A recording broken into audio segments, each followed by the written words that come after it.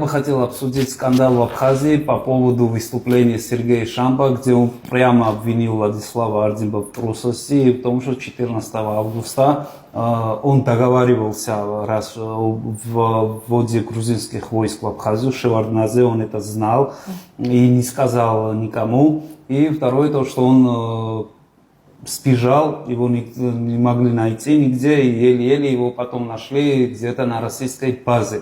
Это очень большой скандал вызвало в Абхазии, и даже Кобахия выступал, и все статьи посвятили, какой Владислав Ардзинба был героем, там, как он воевал, почти что один против грузинской армии там, и так далее.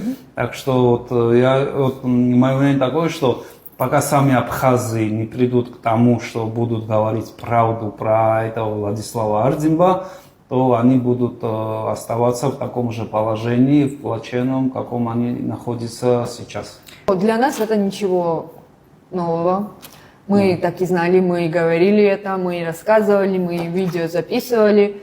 Но над нами издевались, смеялись абхазы. Пока сам герой номер 2 Сергей Шамба, который был один из участников вот этой освободительной святой войны. Организатором так называемый. Да, так называемый.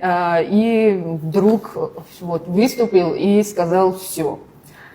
Ну, конечно, для них это все печально, потому что мир рушится для них, потому что у них был герой какой-то святой Владислав Ардзинба, и все, его больше нету.